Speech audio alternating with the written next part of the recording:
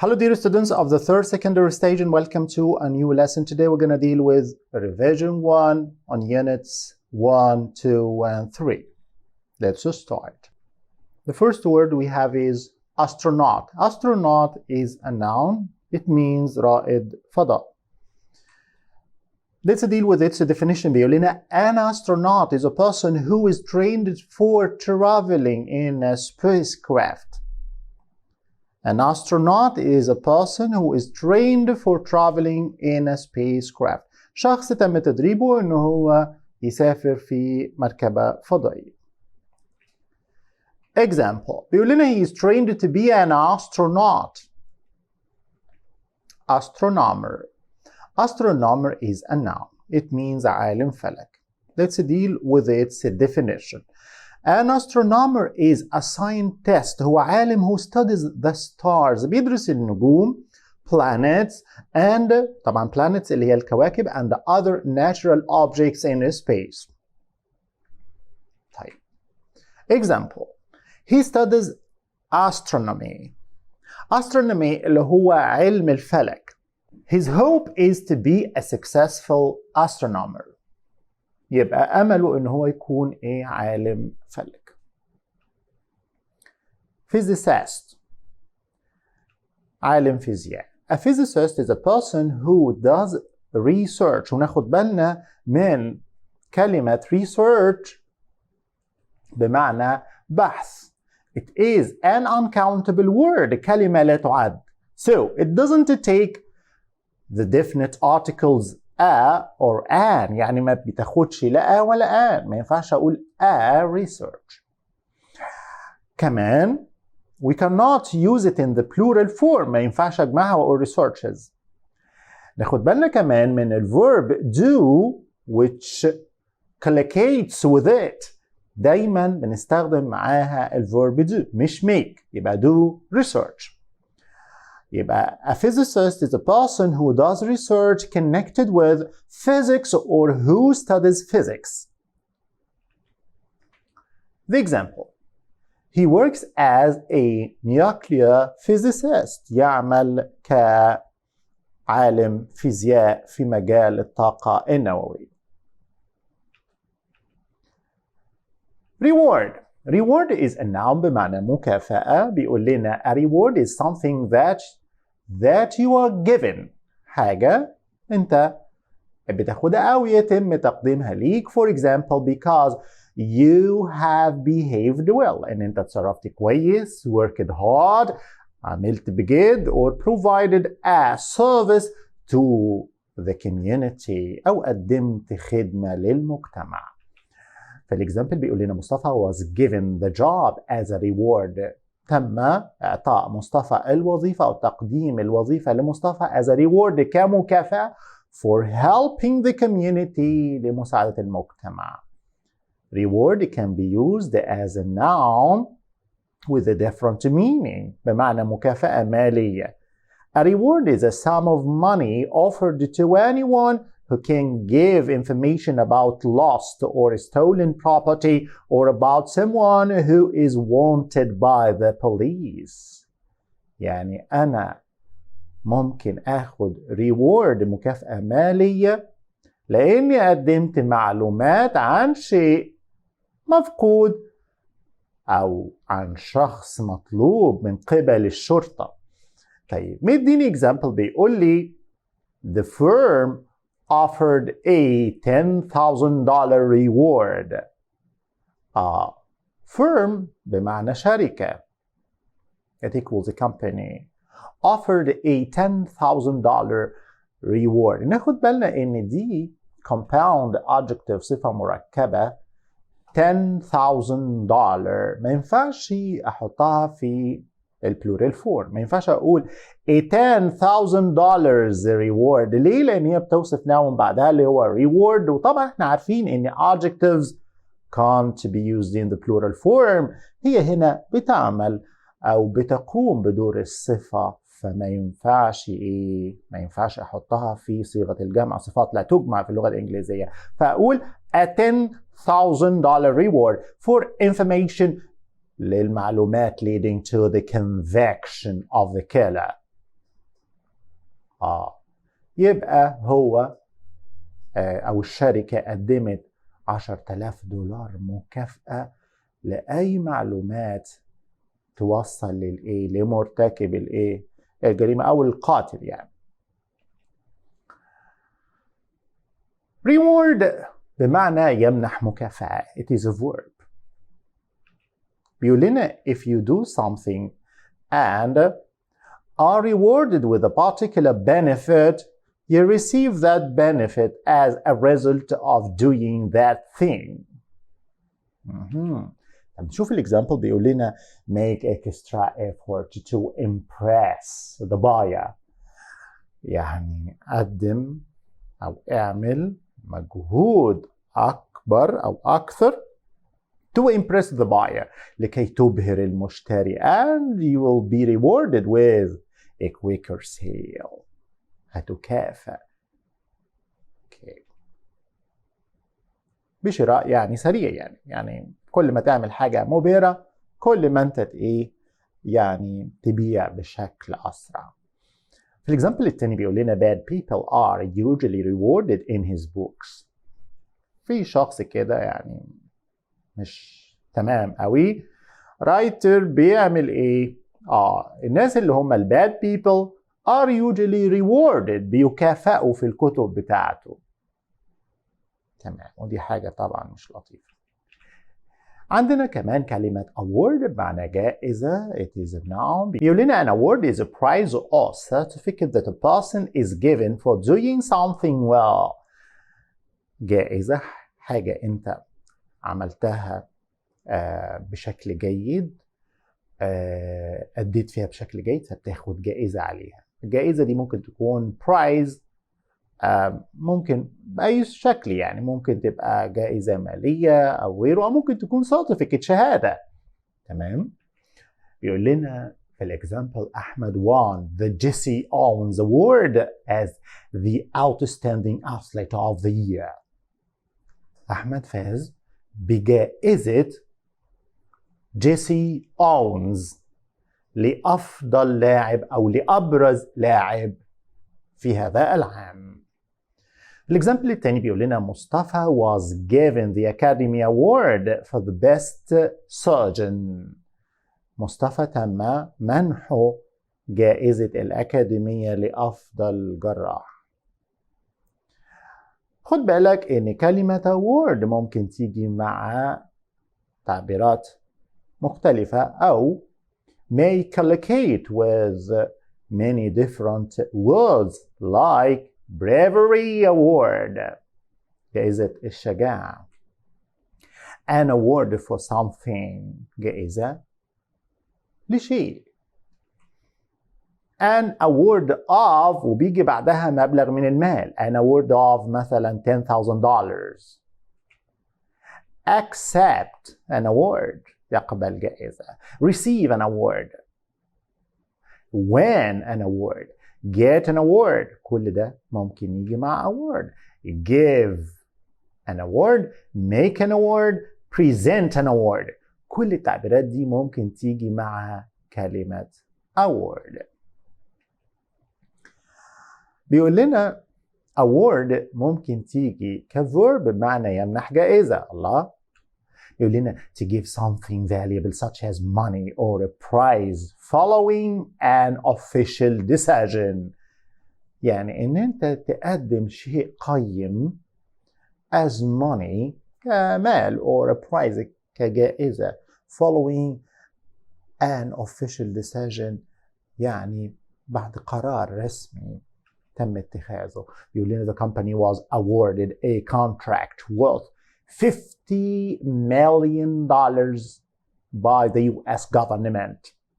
تم منح الشركة عقد بقيمة $50 مليون by the US government بواسطة الحكومة الأمريكية. يقول لنا كمان خد بالك إن award may collocate with the following words. يقول لنا award something to somebody، award something to somebody، أو award somebody something. معنا كمان كلمة contribution إسهام which is a noun. If you make a contribution to something you do something to help make it successful or to produce it. الإكزامبل بيقول لنا he was awarded a prize for his contribution to world peace. يعني ممكن أقول تم منح جائزة لإسهامه في السلام العالمي. A contribution is a sum of money. هو مبلغ من المال that she gave in order to help pay for something. يعني أنت ممكن تعمل يعني contribution، والcontribution ده بيكون مبلغ من المال مثلا في بناء مثلا مؤسسة خيرية أو غيره، فده contribution. This businessman has made charitable contributions for building new schools. الراجل البيزنسمان ده، رجل الأعمال ده، قدم إسهامات يعني charitable خيرية for building new schools لبناء مدارس جديدة. contribute يسهم which is a verb. بيقول لنا if you contribute to something you say or do things to help to make it successful. يعني انت لما تعمل contribution او if you contribute to something ده معناه ان انت بتحاول تخلي هذا الشيء successful ناجح. بيقول لنا في الexample NATO officials agreed to contribute troops and equipment to such an operation if the UN Security Council asked for it. ايه معنى الكلام ده؟ معنى الكلام ده اني حلف الناتو اللي هو طبعا احنا عارفين ان هو which is an abbreviation for North Atlantic Treaty Organization، ودي طبعا international organization مكونة من أمريكا، كندا، بريطن and other European countries، ومجموعة أخرى من الدول الأوروبية. طبعا هو حلف اتحاد مع بعضه، طبعا بيعمل سبورت لبعضه طبعا، ودي حاجة قوية جدا. بيقول لنا ان حلف الناتو ده او المسؤولين officials يعني مسؤولين في حلف الناتو agreed وافقوا ان هم to contribute troops، ان هم يساهموا بايه؟ بجند او جنود and equipment ومعدات to such an operation هذه العملية لو ايه؟ if the UN Security Council لو مجلس الامن asked for it طلب الكلام ده، طلب ذلك يعني. طبعا Security Council اللي هو مجلس الأمن، نحفظ الكلمات دي لأنه ممكن تجي لنا في الترجمة. كمان ناتو طبعا معروف حلف ناتو، وكلمة equipment كمان نعرف إن هي uncountable word كلمة لا تعد. معانا كلمة immerse معنى يغمر. If you immerse yourself in something that you are doing, you become completely involved in it. في الإكزامبل بيقول لنا since then منذ ذلك الحين I have lived alone and immersed myself in my career. منذ ذلك الحين عشت بمفردي وانغمست في مجال عملي أو غمست نفسي في مجال العمل بتاعي. بيقول لنا if something is immersed in a liquid, someone puts it into the liquid so that it is completely covered. يعني لو حاجة is immersed in a liquid معناها إن هي اتغمست في هذا السائل. في الإكزامبل بيقول لنا my cell phone isn't working because the baby has immersed it in the swimming pool. التليفون بتاعي طبعا سيل فون دي بالامريكان انجلش اللي هي موبايل فون، او ممكن نقول سيلولر فون، يعني سيل فون، سيلولر فون، موبايل فون، كل دول the same meaning. الموبايل بتاعي isn't working مش شغال لان البيبي has immersed it in the swimming pool. يعني alas. immersed adjective which means منغمس. He's really becoming immersed in his work.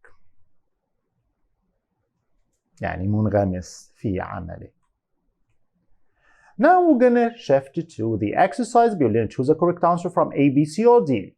Number one, أنافس is a scientist who studies the stars, the planets, and the other natural objects in space. مين ده يا ترى؟ يا ترى هو astrologer, astronomer, astronaut ولا pilot؟ طبعا astrologer اللي هو المنجم اسمه astrologer. astronomer اللي هو عالم الفلك. astronaut رائد فضاء. pilot طيار. مين هو الشخص اللي studies the stars, planets and other natural objects؟ yes, bravo, an astronomer. عالم الفلك. في number 2 بيقول لنا he is so really busy. He is extremely spaced in his work.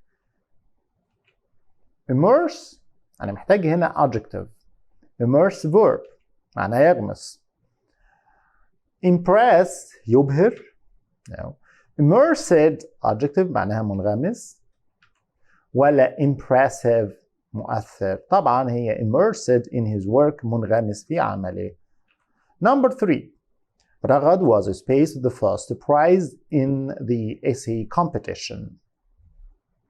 يا ترى was lost the first prize ولا was rewarded مكافأة ولا was awarded ولا missed؟ طبعا رغد was awarded يعني منح the first prize in the essay competition. number 4 بيقول لنا he has really spaced to the country's progress. يا ترى he has really made ولا created ولا achieved ولا contributed to؟ contribute بيجي معاها preposition to معناه يساهم فيه. يبقى هو حقا أو لقد ساهم حقا في تقدم الدولة. The first word is prejudice. معنى تحامل which is a noun. بيقول لنا prejudice is an unreasonable dislike of a particular group of people or things or a preference for one group of people or things over another. في الexample بيقول لنا ايه؟ There is widespread prejudice against workers over 45. في تحامل ضد وبيجي معاها كتير حرف الجر against. في الexample number 2 بيقول لنا he hoped the Swiss authorities كان يأمل إن السلطات السويسرية would investigate the case إن هي تستقصي القضية thoroughly بالكامل and without prejudice وبدون أي تحامل أو تحيز. عندنا كمان prejudice is a verb which means يتحامل. بيقول لنا if you prejudice someone or something you influence them so that they are unfair in some way. في الexample بيقول لنا he claimed his case would be prejudiced if it became known he was refusing to answer questions. في معانا كمان prejudice can be used as a verb برضو ولكن with a different meaning. بيقول لنا if someone prejudices another person's situation they do something which makes it worse than it should be. في الexample بيقول لنا her study was not in any way intended to prejudice the future development of the college. معانا كمان كلمة inspiring. Inspiring which is an adjective means ملهم. Something or someone that is inspiring is exciting and makes you feel strongly interested and enthusiastic. في الexample بيقول لنا he was one of the most inspiring people I have ever met. هو أحد الأشخاص الملهمين الذين قابلتهم في حياتي. كلمة impressive which is an adjective means مؤثر. definition بتاعها بيقول لنا something that is impressive، حاجة اللي بتكون impresses you. For example, because it is great in size or degree or is done with a great deal of skill. يعني لو حاجة impressive مؤثرة مبهرة فهي شيء impresses you بيبهرك، لأن الحاجة دي ممكن تكون great in size يعني عظيمة في الحجم أو في الدرجة، أو is done with a great deal of skill، أو تم القيام بها أو إنجازها بطريقة يعني فيها مهارة عالية جدا. فالإكزامبل بيقول لنا it is an impressive achievement، إنجاز مبهر. achievement ممكن تستخدم طبعا بمعنى إنجاز، وهي نعم بيقول لنا an achievement is something which someone has succeeded in doing especially after a lot of effort. حاجة أنت تنجح في أن أنت تقوم بيها، خاصة لو ده جه بعد مجهود كبير. في الإكزامبل بيقول لنا reaching the agreement، الوصول إلى الاتفاق so quickly بشكل سريع جدا was a great achievement، كان إنجازا عظيما. include، طبعا include بمعنى يتضمن which is a verb. يقول لنا if one thing includes another thing it has the other thing as one of its parts. تعالوا نشوف المثال. بيقول لنا the trip includes a few other events، يعني بتتضمن a few other events، أحداث أخرى قليلة. بيقول لنا if someone or something is included in a large group, system or area they become a part of it or are considered a part of it. في الإكزامبل بيقول لنا I had worked hard to be included in a project like this. الإكزامبل الثاني بيقول لنا the minister is expected to include this idea in his educational plan. معنى يضمن، يعني إيه يضمن؟ يعني يحط حاجة في سيستم أو في يعني بروجرام، برنامج، يضمن شيء، يحط حاجة في برنامج أو في نظام. في معنى كلمة involve بمعنى يشمل. If a situation or activity involves something, that thing is a necessary part or consequence of it. في الإكزامبل بيقول لنا Jasmine's job as a public relations director involves spending quite a lot of time with other people.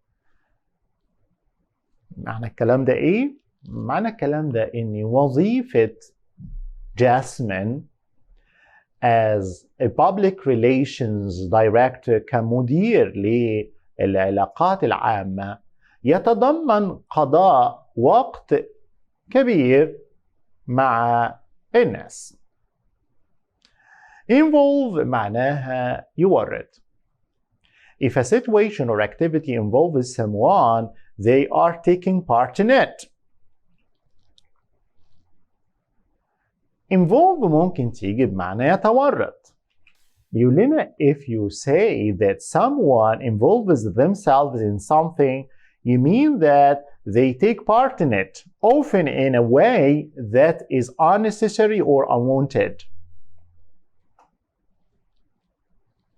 معانا كمان كلمة contain بمعنى يحتوي. بيقول لنا if something such as a box, bag, room or place contains the things, those things are inside it.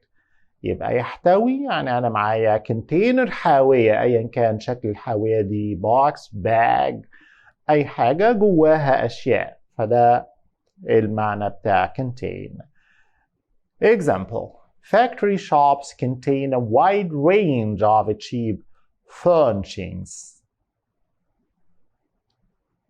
يبقى هنا معناها يحتوي على، جواها.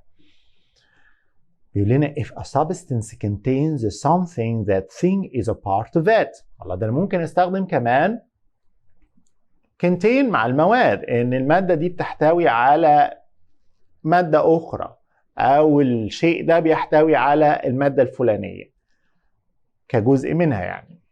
Then example بيقول لنا many cars run on petrol. كثير من السيارات بتسير بواسطة البنزين which contains lead، والذي يحتوي على مادة الرصاص lead. بيقول لنا if writing speech or film contains particular information, ideas or images, it includes them. لو أي فيلم أو كلام مكتوب أو speech خطاب يحتوي على معلومات معينة، ممكن أستخدم include، ممكن أستخدم contain للإشارة لهذا المعنى. فبيقول لنا this CD contains many English songs. يحتوي هذا السي على العديد من الأغاني الإنجليزية. If you contain something you control it. الله، يعني لو احنا استخدمنا contain وقلت أنا I contain something، معناها ان انت you control it، بتتحكم في هذا الشيء and prevent it from spreading or increasing، وتمنعه من ان هو ينتشر او يزداد. في الاكزامبل بيقول لنا more than 100 firemen، اكثر من 100 رجل اطفاء are still trying to contain the fire، ما زالوا يحاولون ان يتحكموا او يسيطروا على الحريق as the plan في المصنع. If you cannot contain a feeling، بمعنى طبعا such as excitement or anger، or if you cannot contain yourself you cannot prevent yourself from showing your feelings. يعني لا يتمالك، يعني لا يتحكم في مشاعره. يعني ممكن أقول I cannot contain a feeling، I cannot contain my anger، يعني أنا لا أستطيع أن أتحكم في غضبي. I cannot contain my anger. Okay. فالإكزامبل بيقول لنا he could barely contain himself. هو استطاع يعني بالكاد أن يتحكم في نفسه and couldn't contain، ولم يستطع أن يتحكم في his jealousy، في الغيرة بتاعته. basis، قاعدة. بيقول لنا if something is done on a particular basis it is done according to that method, system or principle. طب نشوف الإكزامبل. They want all groups to be treated on an equal basis. عايزين كل الجروبس يتم التعامل معهم on an equal basis، بنظام متساوي أو نظام يعني فيه عدل يعني. The basis of something is its starting point or an important part of it from which it can be further developed. بيقول لنا atomic particles اللي هي الجزيئات الذرية form the basis of nearly all matter on earth. بتكون the basis of nearly all matter. all matter اللي هي كل أشكال المادة الموجودة على كوكب الأرض. overcome، a verb which means يتغلب على. If you overcome a problem or a feeling you successfully deal with it and control it. تغلب على مشكلة أو شعور. Molly had felt and overcome her fear of flying. يعني استطاعت مولي إن هي تتغلب على خوفها من الطيران. If you are overcome by a feeling or event, it is so strong or has such a strong effect that you cannot think clearly. يعني ايه الكلام ده؟ لو انت you are overcome by a feeling يعني هذا الشعور تغلب عليك. بيقول لنا the night before the test I was overcome by fear and despair. معناه ايه الكلام ده؟ الليلة اللي قبل الامتحان I was overcome يعني تغلب علي الخوف and despair واليأس. عندنا كلمة recommend. Recommend is a verb means you see. If someone recommends a person or thing to you, they suggest that you would find that person or thing good or useful. يعني حد بيوصيك بشيء أو بيقول لك إن الشخص ده يعني perfect مثلا، يعني بيوصيك بحاجة أو بشخص. Let's deal with the example. بيقول لنا I recommend the holiday to anyone. أنا أوصي بهذه الأجازة لأي شخص. Example number 2 بيقول لنا you are a good worker. أنت موظف أو عامل جيد. I'll recommend you for a promotion. أنا هوصي عليك بpromotion ترقية. Example number 3 I asked my friend to recommend a suitable therapist. طلبت من صديقي إنه هو يقول لي على suitable therapist أو يرشح لي يعني suitable therapist معالج مناسب. Recommended is an adjective means موصى به. This book is highly recommended. يعني كتير من الناس بتوصي به أو بترشحه يعني للقراءة. عندنا كلمة radioactivity which means نشاط إشعاعي. It is a noun. بيقول لنا it is a property or process by which some atoms spontaneously disintegrate, emitting both particles and energy as they transform into different, more stable atoms. Okay, let's deal with the example. يقول لنا Susie has studied radioactivity in Faculty of Science. يبقى لقد درست سوزي النشاط الإشعاعي في كلية العلوم. DG theater which is a compound word كلمة مركبة. It is a noun. يقول لنا it is a hybrid art form gaining strength from theater's ability to facilitate the imagination and create human connections and digital technology's ability to extend the reach of communication and visualization. طبعا ده التعريف بتاع DG theater على الانترنت زي بالظبط تعريف radioactivity بالظبط. فاحنا we must memorize لازم نحفظه يعني تحسبا إنه ممكن يجيب لنا الكلام ده في الامتحان. And now we have an example.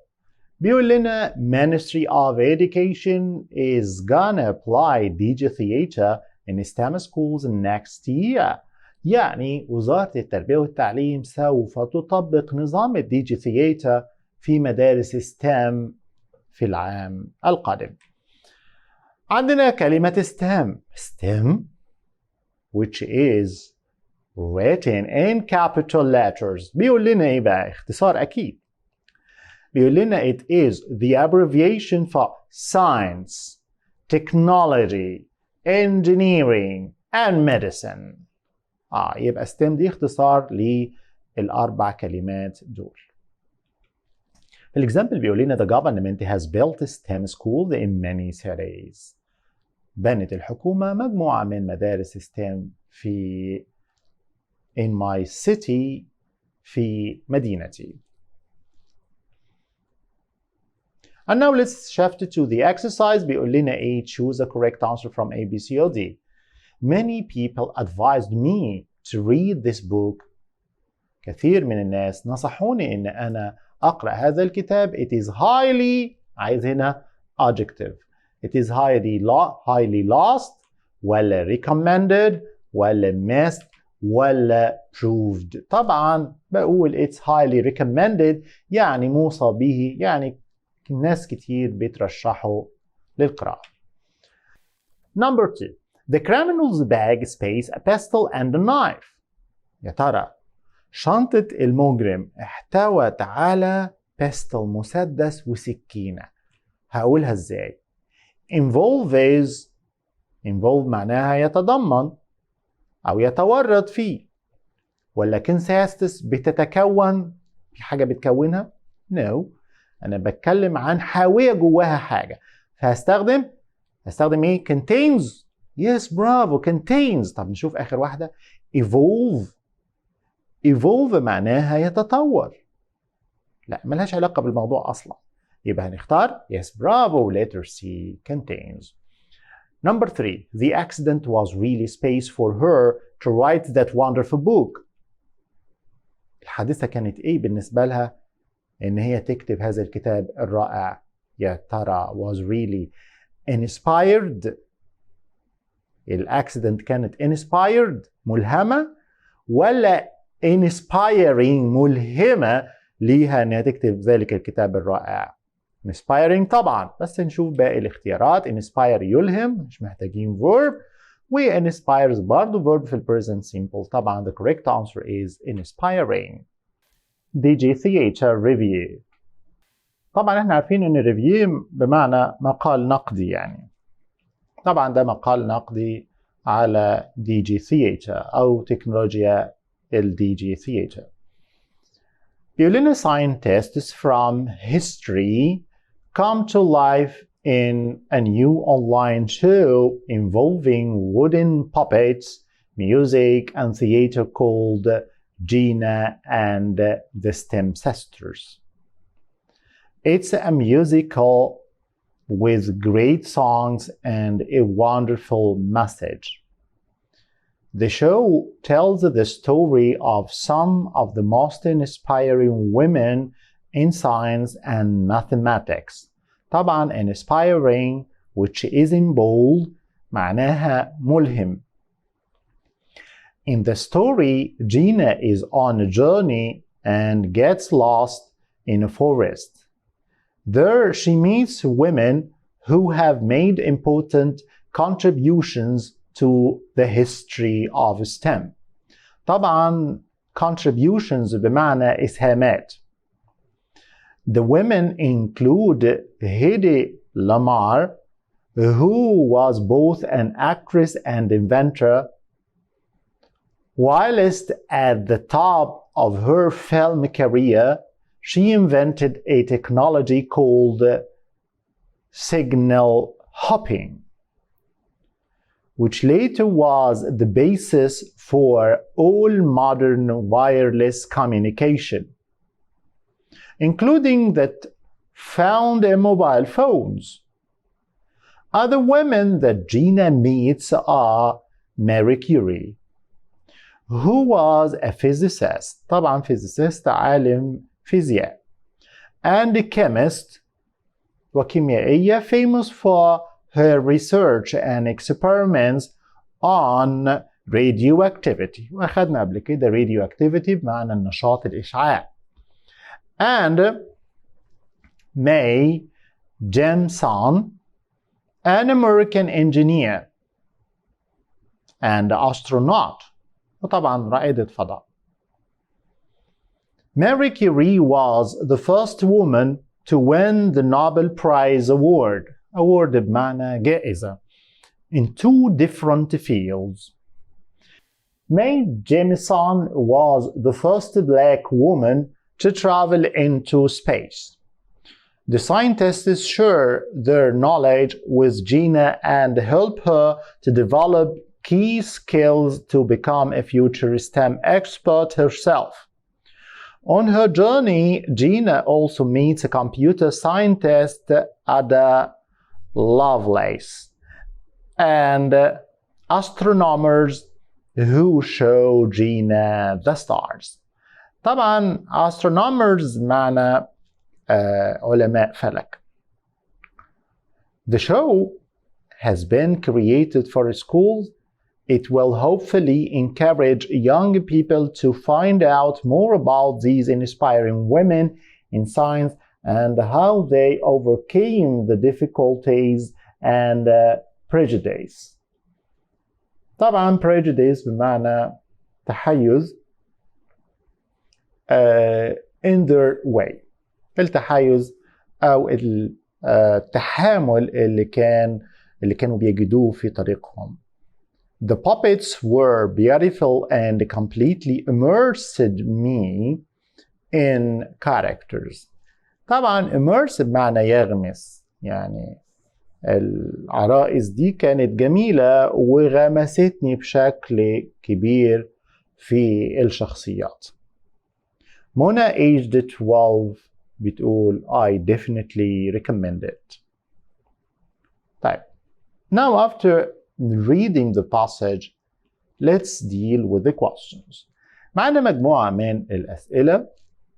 The first question بيقول لي explain the title of the show Gina and the STEM sisters. طيب.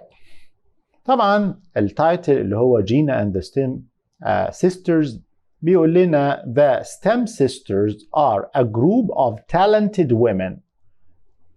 ده مجموعة من talented women السيدات الموهوبات who excelled in their science field اللي تميزوا في مجال العلوم making new discoveries والتي أحرزنا اكتشافات أو حققنا اكتشافات جديدة. What was my Jameson's biggest achievement?